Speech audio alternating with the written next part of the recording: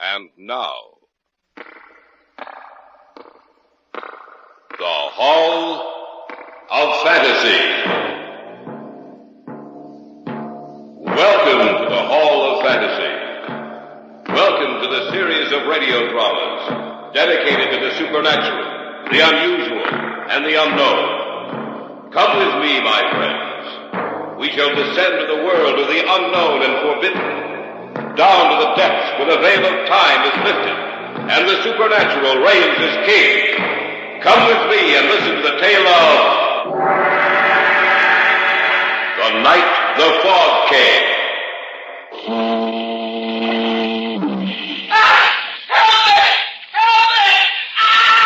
It came from our right. We'd better take a look. Come on. We're getting close to the lake. Only this fog. Wait a minute. There. Right there. Let's take a look. I hope he's all right. Roll him over. All right. He's dead. I know. Do you realize how he died? What do you mean? Look at him closer, Hal. His clothes aren't wet. Even his hair isn't wet. But look at the water trickling from his mouth. This man died less than a minute ago on dry land, 200 yards from the lake. And he died by drowning.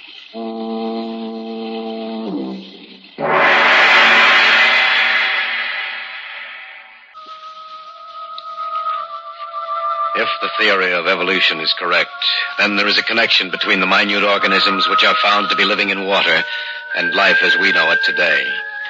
But what connection with us did those things have which came from out of the fog? What connection with human life did those horrible creatures who came from the depths have? And what is their purpose? Why did they suddenly appear and destroy, then vanish as suddenly as they had come? I shall tell you as much as I know about it. Listen to the tale of The Night the Fog Came. The first inkling of their existence came to us as we were going through some routine research. I dropped over to the lab to see Hal. Harold Enroth was perhaps one of the foremost men in his field. Our friendship stretched back for many years. I'd been away for a while, and so I dropped in at the lab to see him one morning. Jeff, you old dog, you're a sight for sore eyes. How are things going, Hal? Fine, couldn't be better. How'd you like your vacation? I can't wait till next year. I hated to come back. You know, Jeff, I'm glad you dropped in. I have a little problem. Oh? What is it, money? No, not that. Here, I'll show you. Pull those blinds, will you? Sure. Yeah, that's fine. There you are. I have a specimen here on the slide. I want you to take a look at it. Go ahead. Turn the projector on. All right. There. What do you think of that? I don't know. It looks like some form of water life. But I don't think I've ever seen it before. This has been enlarged 100 times. There's no use trying to recognize what it is. It's a form of water life completely unknown to us. A new form of life. Where did you get this? It's a specimen of water one of our field researchers took from the westernmost tip of Lake Superior, somewhere near the Wisconsin-Minnesota border. Have you contacted anyone else about it? No. Why not? Well, it's... Come on. Don't try to avoid telling me, Hal. We know each other too well for that. All right. Listen to me, Jeff. All right. Everything I say is fact. I've conducted countless tests to discover what I do know about this form of life. That thing is able to reproduce itself. A Hydra type? Possibly. But that's beside the point right now.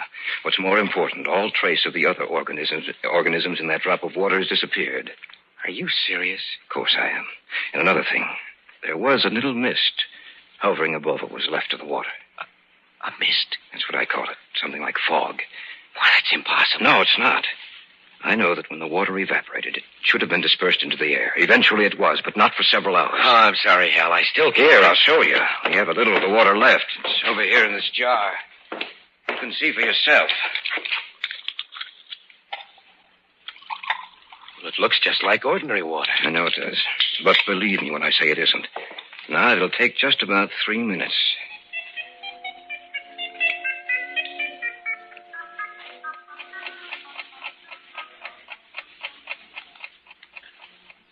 Do you see what's happening? I can't believe my eyes. See that little cloud of misty vapor beginning to form like fog? Yes. But what causes it? I wish I knew. Our field men say the conditions up there are getting to be unbearable. The whole area for 100 square miles is almost covered completely by this fog. What are you going to do? Well, I'm going up there myself. Jeff, if I send for you, will you join me? Of course. I may need you. I may need everyone I can get. It's begun to prey on my mind, Jeff. Somehow I think there's something in back of this. Something the likes of which the world has never seen. Something evil.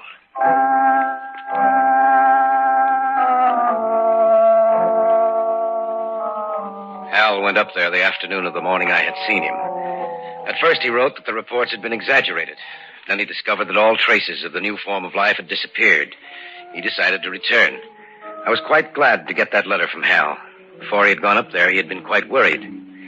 The only thing I couldn't understand was what had become of the new water life form. The day before he was to return to the city... Hello? Jeff, this is Hal. Where are you? I thought you... I had them put me through direct to you, Jeff. I need your assistance. What's the matter? I've already called Arnold Simpson and Jack Racco. They've agreed to come. I need you too, Jeff, just as soon as you can possibly make it. Don't worry, Hal. I'll be there. Remember, as soon as you can possibly make it.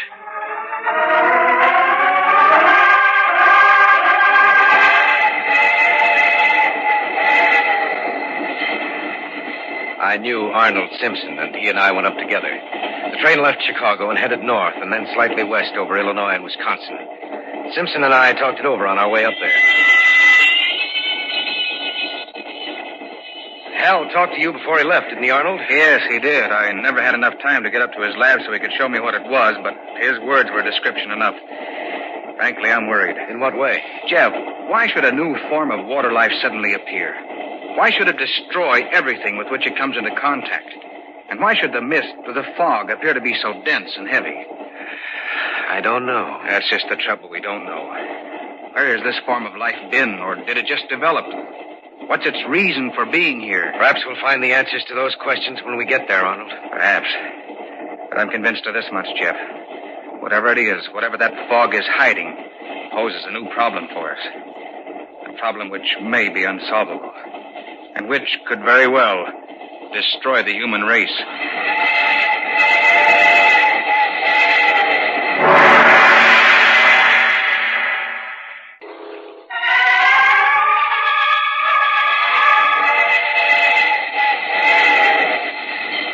Simpson seemed disinclined to talk, and so we spent the remainder of the trip in silence, both of us lost in our thoughts. We arrived at the town and then hired a car to take us to the little village, where we would find Hal Enrum. The closer we came to our final destination, the darker the sky became, and the air was heavy with a mist which was both damp and clammy. It was an old rickety car, and the roads were little better than the ground on either side of it.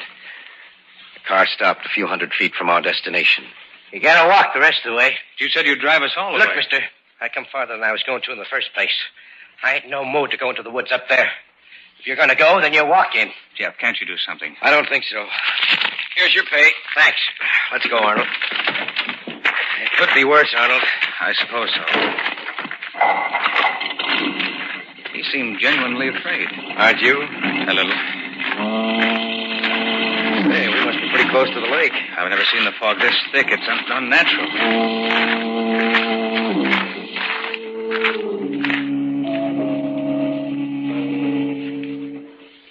Eventually, we made it up to the house.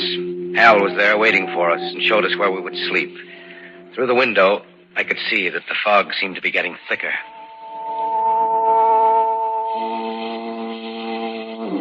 That's an eerie, lonely sound. You get used to it after you've been here for a while. Hal, you wrote me that this fog, the new form of life, had disappeared. It had.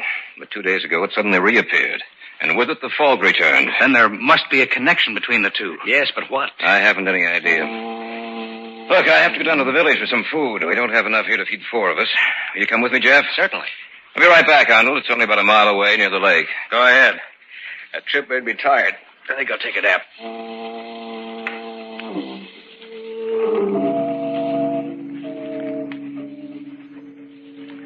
The house in which we were staying was on a high level of ground which tapered off on the side facing the lake. It was only 3 p.m, but it looked almost as dark as late evening. And there was something about that cloudy mist. It was cold and clammy and smelled strongly of the lake. I don't see how you were able to stand it up here by yourself. Well, I had a lot of things to interest me. I was all ready to meet you at the station, but then when I got your call, I didn't know what to think. I wish I could understand this, Jeff. The fog disappeared when the water life disappeared. When signs of this strange new form of life showed again, the fog came back. Why? Maybe we can find the answer to that. Well, I hope so. Actually, the sound of that foghorn does get on your nerves. Yes, I can imagine it would. You know, if this were a clear day, you could see the village from here. Oh? Actually, it's just a tiny resort town for fishermen and hunters. And it's located right on the westernmost tip of the lake. Imagine it must... Help me! Help me! It came from our right. We'd better take a look. Come on. We're getting close to the lake. If only this fog would... Wait a minute. There, right there. Let's take a look. I hope he's all right. All right. Roll him over. Okay. He's dead. I know. But do you realize how he died? What do you mean? Look at him closer, Hal. His clothes aren't wet. Even his hair isn't wet. But look at the water trickling from his mouth. This man died less than a minute ago on dry land, 200 yards from the lake. And he died by drowning. That's not possible. Are you sure he drowned? There must be a doctor down at the village. Let's take him down there and see what the doctor says. Only I'm sure he'll agree with me.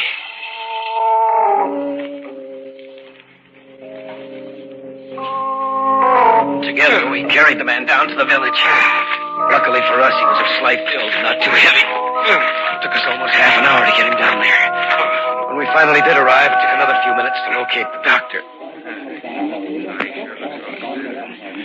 What do you think, Doctor? Get them out of here. All right. Will you please wait outside? The doctor can't work with you in here. He's just like all the others, ain't he, Doc? Please, wait outside. Thank you. What did he mean by he's just like all the others, Doctor? Just what he said.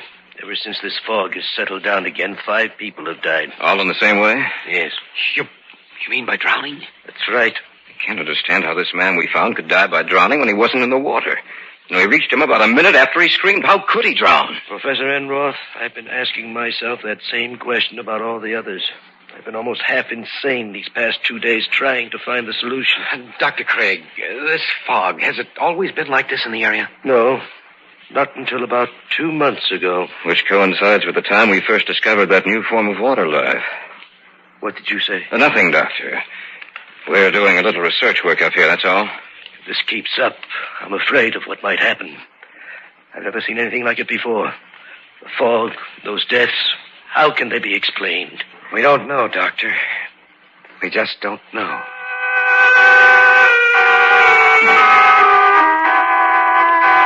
When we got back to the house, we discovered that Simpson had indeed taken a nap. Our arrival must have awakened him, for as we entered, he came slowly down the stairs from the second floor. Need any help? No, we can manage, but come out to the kitchen with us. What's the matter with you two? We found a dead man on our way to the village. Are you serious? Just set those bags on the table. All right. Oh, I'm not joking, Arnold. We heard a scream. It took us about a minute to get to him. He was dead when we got there. A knife? Drowned. What? On dry land, 200 yards from the lake. You must be insane. No, it's the truth, Arnold. And there have been 4 other deaths just like it. When did they happen? In the last 2 days. Since the fog reappeared. That's right. Then there is a definite connection between this fog and the new life form you've discovered, Hal. That's right. But what's the connection?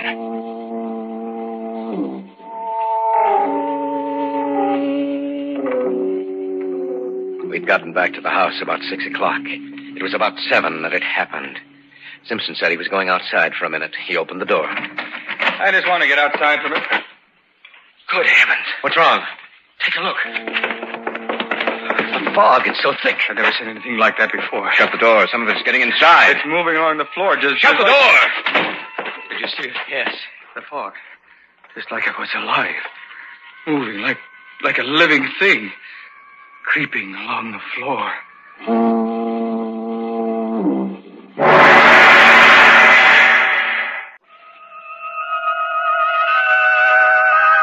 When Simpson had opened the door, the fog crept into the house in little wisps that curled and snaked this way and that.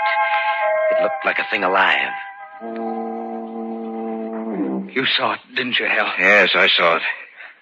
What does it mean? I'm afraid of what it means. You mean you know? I hope I'm wrong, but I'm afraid I'm not. It's just possible that this form of life has developed from something that was present in the water all the time. The great brute animals ruled the world before man appeared and then were destroyed. Eventually, mankind wrested the supremacy of the earth from the other animal and plant life. Perhaps the cycle is to continue. Perhaps, after man, this new form of life.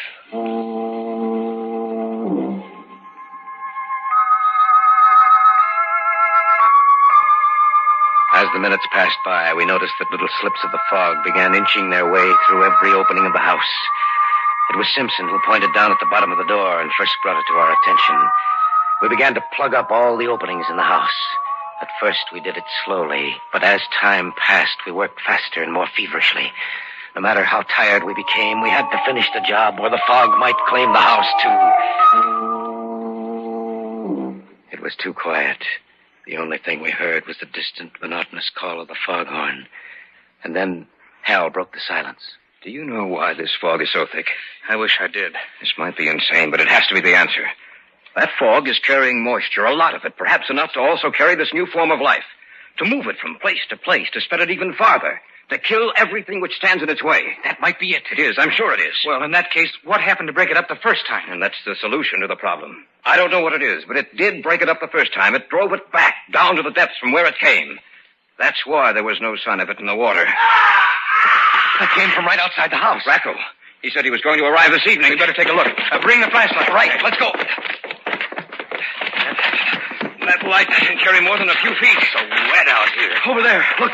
Little pinpoints of light dancing up and down, all clustered together. That must be it. Come on. It's spreading out. Look. There, on the ground. It's Racco. The same way. The same way as the other one.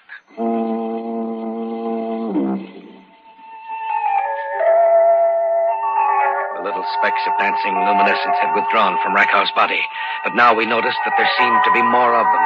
We carried the body back to the house. We'd forgotten to close the door behind us, and some of the fog had gotten inside.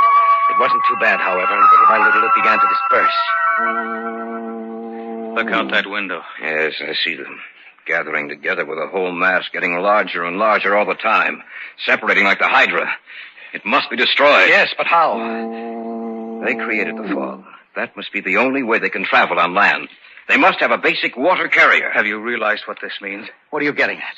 The area this fog now covers is 100 square miles. Every animal in this area may lose its life. And then what happens? They divide again and again and again. And the area of the fog keeps getting larger all the time.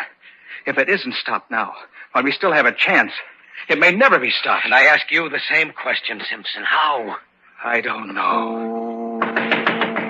Someone's outside. Let them in quickly. They're moving towards the house. Oh, thank goodness. I didn't think I'd make it. It's a miracle that you did. Sit down, Doctor. Thank you. I was out for a call on my way back to town. I noticed how thick the fog was. And then I noticed the animals lying dead in the forest. The smell of their death was in the air. I continued on towards the town. And then I saw the bodies lying just where they had fallen. The whole town seemed to be covered by a strange luminescent mass, which in some manner moved. I was afraid. Then I thought of you people in this house, and I got here as soon as I could. I don't know how long we'll be able to withstand them, Doctor. I'm sure the townspeople are dead now. In fact, almost every living creature in the area must be dead. But what is it? What caused it? If we get out of this alive, Doctor, we'll tell you. Look outside. It must have split again. It's twice the size it was. What are we going to do? Look under the doorway. They're getting through. Plug it up. Use some newspaper, clothes, anything. We've got to stop it. Constant opening and closing of the door. Loosen the other things we have down there. I think that'll do. Look, the things that did get in. First you see their light, and then they're gone. What happens to them? Perhaps we can't see them. Or perhaps they die. Hal, wait a minute. Your first letters to me mentioned the fact that the mist had been dispersed. What caused it? I don't know. Doctor, you're a native of these parts. Yes. I want you to tell me about anything unusual which happened that day. Well, I don't remember anything about that day particularly. I remember I was quite pleased to see that the fog had lifted. It was a beautiful day. Unseasonably warm. In fact, the sun was quite hot. Heat. I wonder if what, Jeff? These things, these Hydra-type creatures must die in the heat. This house is quite warm. The day the fog was dispersed was warm with a bright sun. Perhaps that's the answer. Doctor, is there any fire break around this area? Well, there was one cut through the trees several years ago. Yes. Case of a fire, a bad one, in the heavy timberlands. Everyone was instructed to get into this area. In other words, there's a complete fire break around this entire area. Yes. It comprises about 150 square miles. And that's it. It's the only chance we have. We'll burn out this area and hope it drives them back. There's some oil downstairs. Get it. We'll start the fire here and hope it sets fire to the trees surrounding this house. Be right back. We'll have to make a run for it once this place is on fire. We may not come out of this alive, but we can try.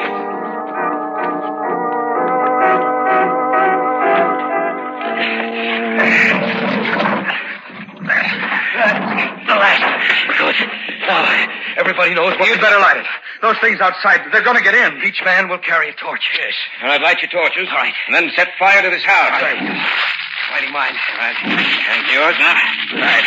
One more. Right. Under the door. They're pouring in under the door. Set the house on fire. Let's get out of here. No matter what happens, keep holding those torches. They're afraid of fire. All right, make a run for it. Come on, Doctor. Forget him. Come on, run for your life.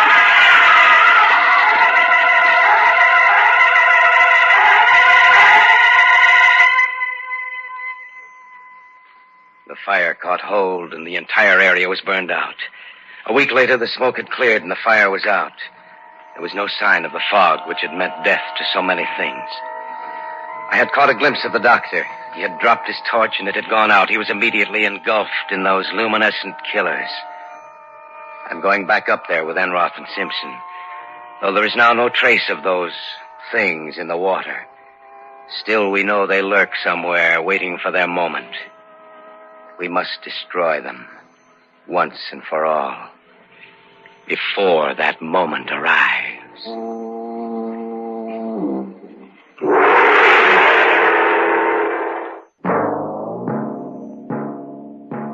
So runs tonight's tale of the unusual, the terrifying, the unknown. Join us again when next we journey down the corridors of the Hall of Fantasy to hear another strange tale of the supernatural. All characters and events portrayed in these programs are fictional, and any similarity to actual events or persons, living or dead, is purely coincidental.